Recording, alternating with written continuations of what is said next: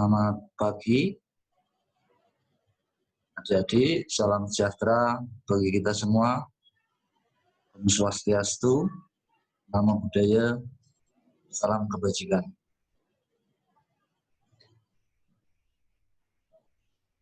Pertama-tama, tak kenal maka tak sayang. Saya akan memperkenalkan diri. Nama saya Budi Prihanto. Pangkat saya Inspektur 2 Polisi. Jabatan Kanit Dikyasa Polres Salatiga. Alamat saya Jalan Soekarno-Hatta, Kelurahan Cebongan, Sudumukti, Kelurahan Cebongan, Argomulyo. Mohon maaf, salah. Pertama-tama, mungkin adik-adik kalau mau berkunjung atau bermain bisa ke rumah saya di alamat yang sudah saya sebutkan. Di sini kami selaku narasumber akan memberikan materi pada adik-adik mengenai keselamatan berlalu lintas. Bagaimana? Sebelumnya akan saya sampaikan dulu, barangkali adik-adik nanti ada yang menjadi polisi,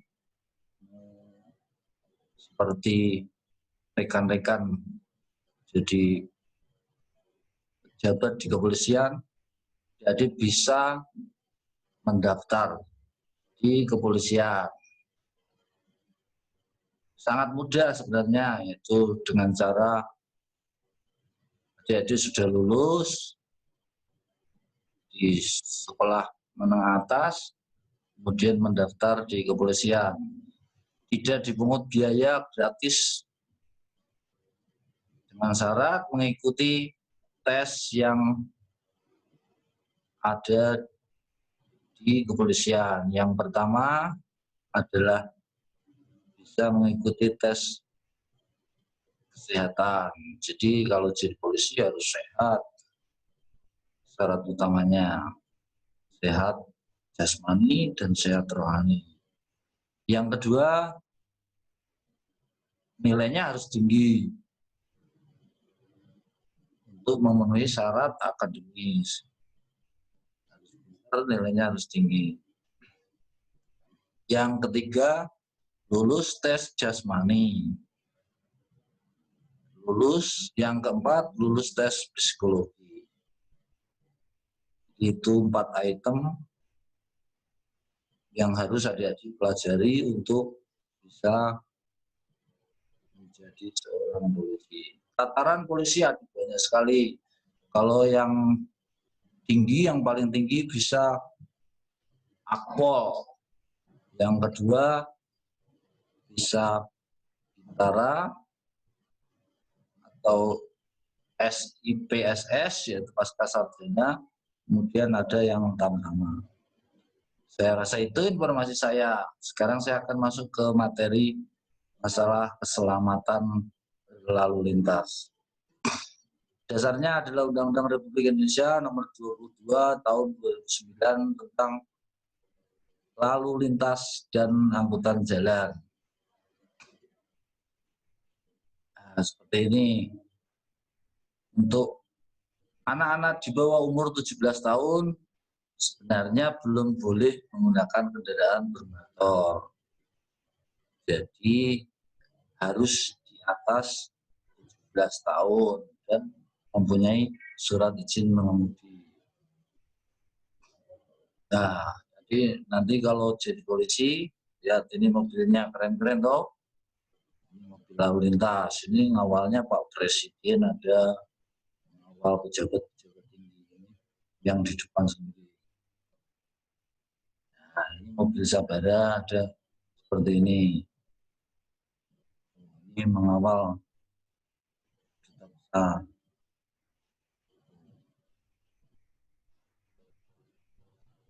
sepeda.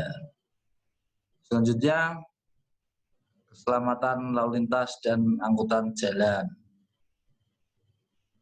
adalah suatu keadaan terhindarnya setiap orang dari risiko kecelakaan selama berlalu lintas yang disebabkan oleh manusia, kendaraan, jalan, dan lingkungan.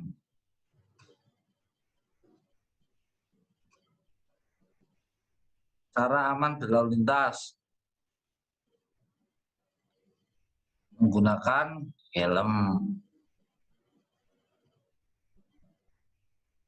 Yang kemudian dilihat dulu kendaraannya, kelengkapan pribadinya, mungkin surat-suratnya,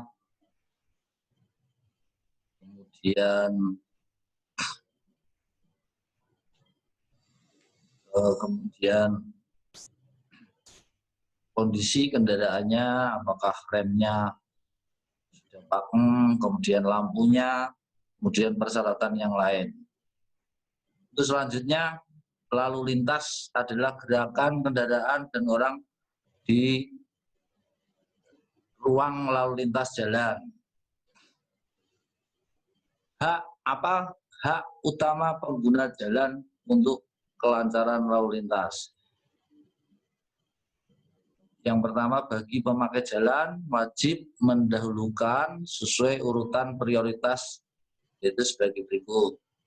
A. Kendaraan pemadam kebakaran yang sedang melaksanakan tugas. Yang kedua, ambulan yang mengangkut orang sakit. Yang ketiga, kendaraan untuk memberikan pertolongan pada kecelakaan lalu lintas. Yang keempat, kendaraan pimpinan lembaga negara Republik Indonesia. Yang kelima, kendaraan pimpinan dan pejabat negara asing serta lembaga internasional yang menjadi tamu negara. Yang kelima, iring-iringan pengantar jenazah. Yang keenam, konvoi dan atau kendaraan untuk kepentingan tertentu menurut pertimbangan petugas kepolisian negara Republik Indonesia. Jadi begini adik-adik, ini saya terangkan, pengguna jalan harus mengutamakan 6 poin tersebut di atas, yaitu pemadam kebakaran, ambulan, memberikan pertolongan pada kecelakaan, kendaraan pimpinan lembaga negara, pejabat negara, pengantar jenazah, dan diskresi kepolisian atau hal-hal khusus masalah kepolisian. Jadi adik-adik jangan, kalau melihat di jalan, jangan kaget kalau kok ambulan robos lampu merah misalnya.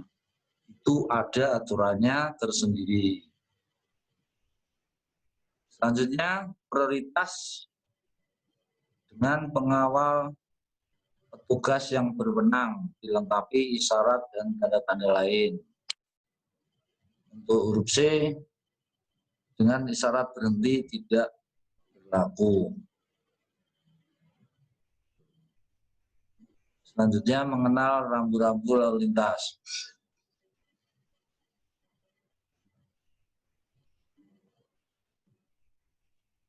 Mengenal rambu-rambu lalu lintas berarti kita ikut mendukung program keselamatan berlalu lintas. Pengertian rambu-rambu, itu rambu-rambu lalu lintas adalah salah satu dari perlengkapan jalan yang berupa lambang, huruf, angka, kalimat, perpaduan diantaranya sebagai peringatan, larangan, perintah, petunjuk bagi pemakai jalan. 4 jenis peringatan, larangan, perintah, petunjuk. kayaknya terlalu rumit. Misalnya lampu merah, oh itu dilarang berhenti.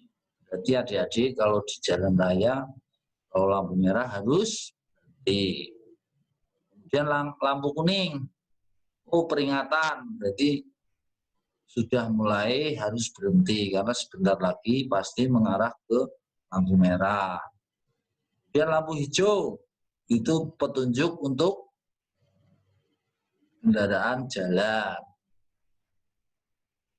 Untuk biru, perintah. Seperti itu. Kenapa?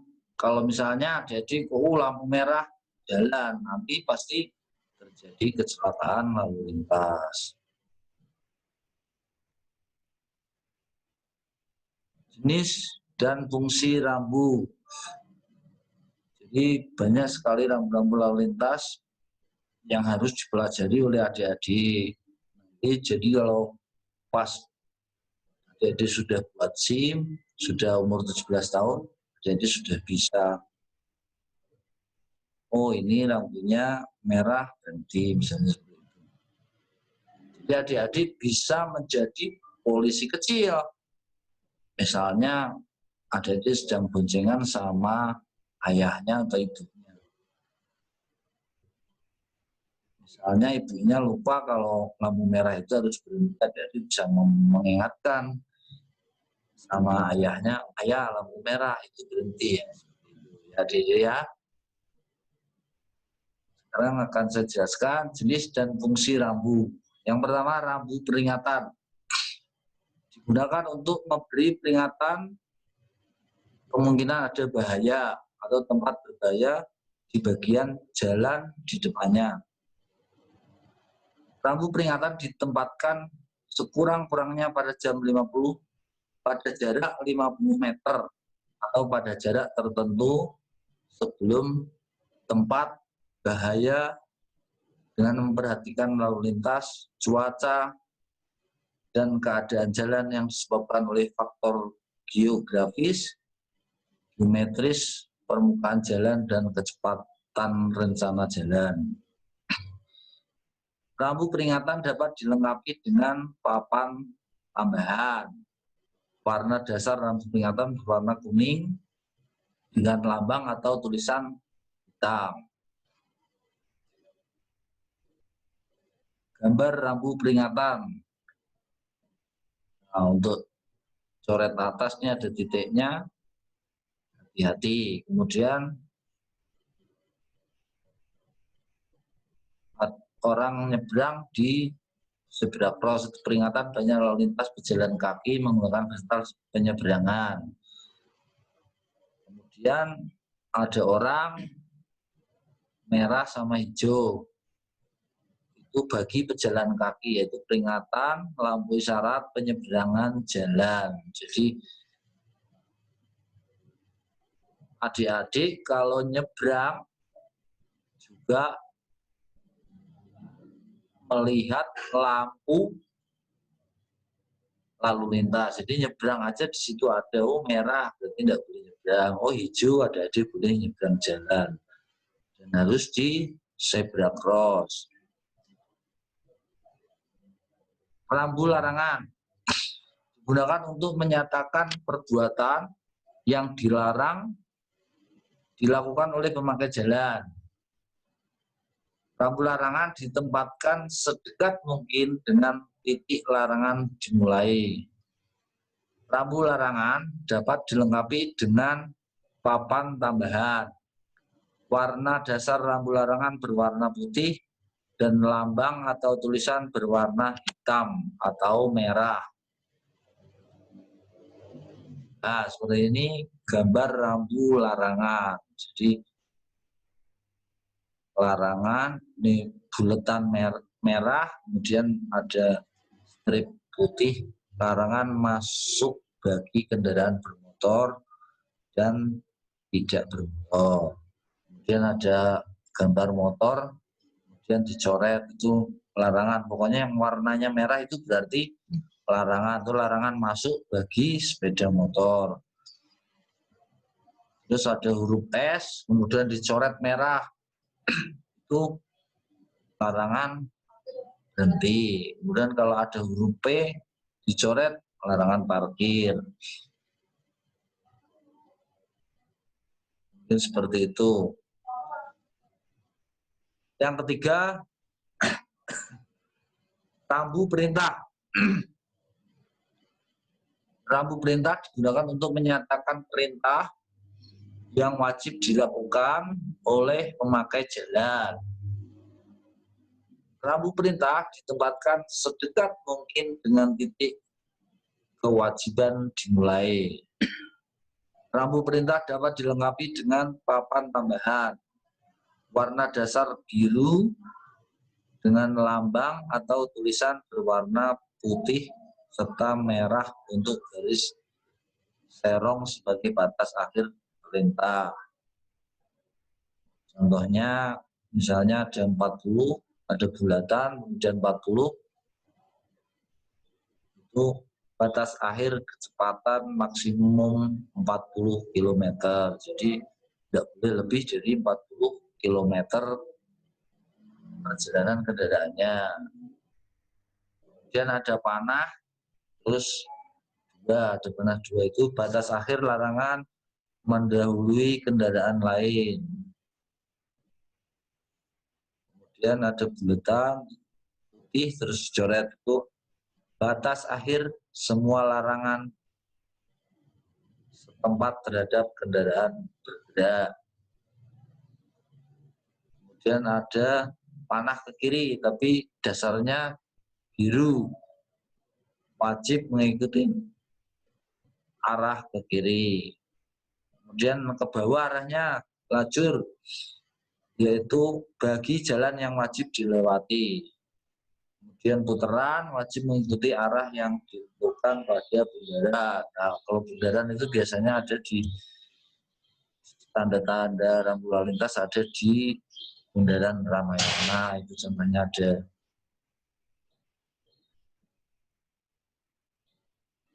Masih rambu perintah, misalnya ada panah ke kiri, ada panah ke kanan, perintah mengikuti arah ke kanan. Jadi kalau bapak ibunya naik mobil itu, saya itu arahnya ke kanan. Itu. Saya rasa masih banyak lagi rambu-rambunya untuk diikuti. Nah, ini ada yang stop, ada berhenti. Berarti kalau ada tulisan stop, berhenti misalnya digunakan pada operasi. Kemudian ada segitiga, itu berjalan. Itu adalah larangan. Rambu perintah. Yang keempat adalah rambu petunjuk. Digunakan untuk menyatakan petunjuk jurusan, jalan, situasi, kota, tempat pengaturan, fasilitas, dan lain-lain bagi pemakai jalan. Selanjutnya, untuk menyatakan jarak dapat digunakan papan tambahan atau dicantumkan pada rambu itu sendiri. Nah, seperti ini ada orang menyeberang di zebra cross, yaitu petunjuk lokasi fasilitas penyeberangan pejalan kaki. Dan ada huruf P, petunjuk lokasi fasilitas parkir. Kemudian ada palang merah, itu petunjuk lokasi balai kesehatan, bahwa di tempat itu ada balai kesehatan, yaitu puskesmas, balai pertolongan pertama, dan yang sejenisnya. Nah, seperti ini, yuk patuhi lalu lintas, tertib lalu lintas budaya anak bangsa. Apa toh harus pakai helm? Nah, ini akan saya terangkan. Helm harusnya yang standar SNI, yaitu standar nasional. Kemudian cara pakainya, talinya diikatkan, mungkin bisa diikatkan di sini sampai bunyi klik gitu. itu cara pakai helmnya. Kalau enggak, ayahnya nanti dikasih tahu kalau pakai helm, kata Pak Polisi harus ini klik. Kalau helm yang standar nasional. Di dalam peraturan lalu lintas, semua yang mengendarai kendaraan bermotor wajib, ya, jadi ya wajib memakai helm. Jadi adik-adik biar dibonceng sama ayahnya, kalau enggak pakai helm jangan mau ya, harus pakai helm, kata Pak Polisi. Baik yang mengemudi berarti ayahnya juga harus pakai helm, kemudian adik yang dibonceng juga harus memakai helm. Kadang-kadang adik-adik bilang pakai motor, tidak pakai helm, kemudian boncengan 3. Bahkan ada yang sampai 5, banyak tidak pakai helm, tidak punya surat-surat, biar sudah bisa. Nanti kalau terjadi kecelakaan di jalan, adik-adik sendiri yang rugi.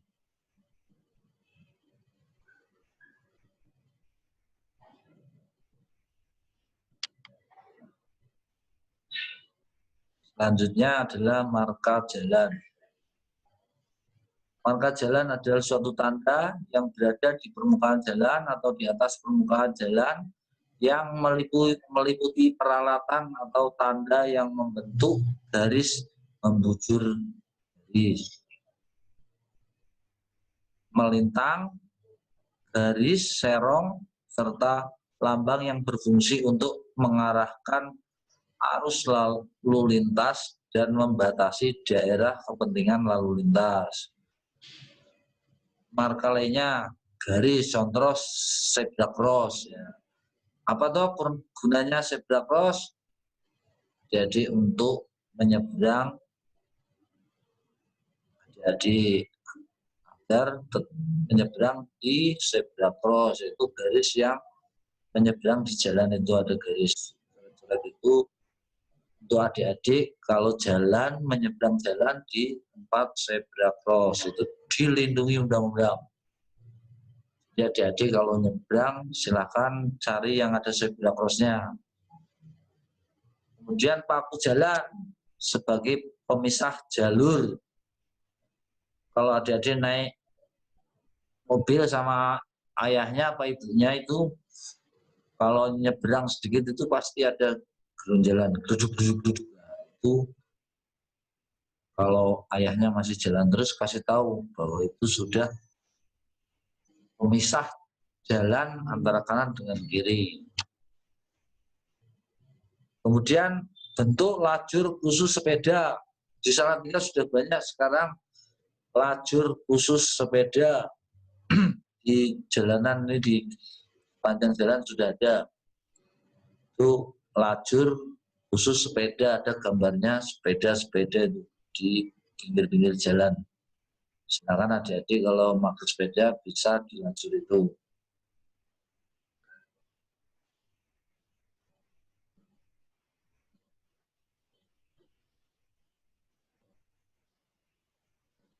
Bagaimana caranya aman di jalan? Tips selama berlalu lintas. Yang pertama, adik-adik harus berdoa kepada Tuhan Yang Maha Esa. Kemudian yang kedua, yakinkan diri kita dalam kondisi sehat jasmani dan rohani, serta tidak terpengaruh obat-obatan atau alkohol. Yang ketiga, perlengkapan diri kita, yaitu helm sebagai pengaman, SIM, kacamata, jaket, sarung tangan, perlengkapan pribadinya. Helm pengaman, kacamata, jaket, sarung tangan, kemudian sepatu. Yang keempat, pahami karakter kendaraan yang digunakan. Kemudian yang kelima, cek perlengkapan kendaraan, yaitu rem, roda, lampu, dan lain-lain. Dan jangan lupa surat penting seperti SIM, STNK.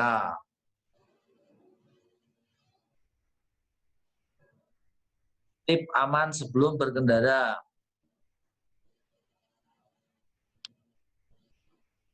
Kondisi sehat jasmani dan rohani.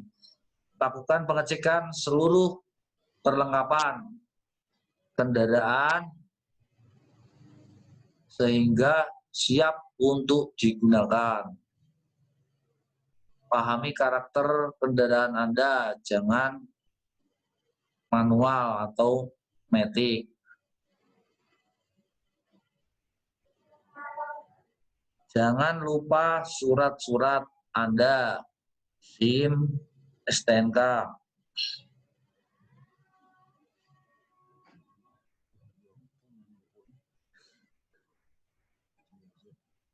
Kesimpulan, yaitu sadar, sabar, dan solider dalam berlalu lintas. Awas, waspada, dan berhati-hati dalam berlalu lintas. Disiplin, taat pada undang-undang dan aturan lalu lintas. Antri tidak mencerobot, menyalip tanpa perhitungan. Rawat diri dan kendaraan agar tetap layak jalan dan selalu siap pakai. Itu yang dapat kami sampaikan, mudah-mudahan bermanfaat bagi adik-adik semua. Untuk tambahan, karena adik-adik saat ini belum bisa bersekolah bertatap muka secara langsung, untuk situasi ini, apabila adik-adik bepergian, silakan menggunakan masker selalu, karena sekarang dalam situasi new normal, masker menjadi kebutuhan pokok. Jadi adik-adik harus menggunakan masker. Kalau enggak, adik-adik bisa kena sanksi. Yang kedua, selalu cuci tangan agar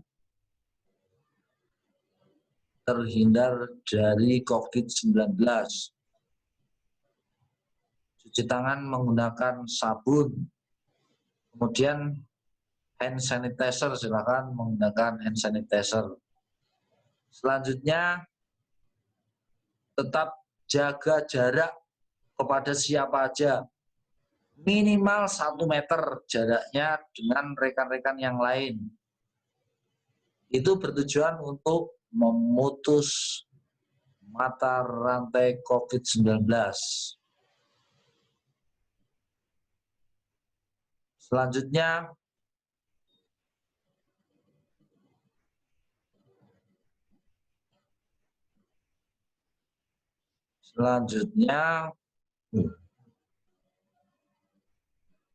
jaga jarak, cuci tangan, kemudian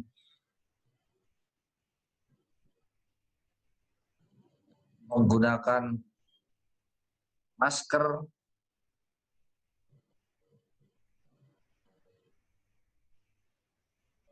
Saya rasa itu.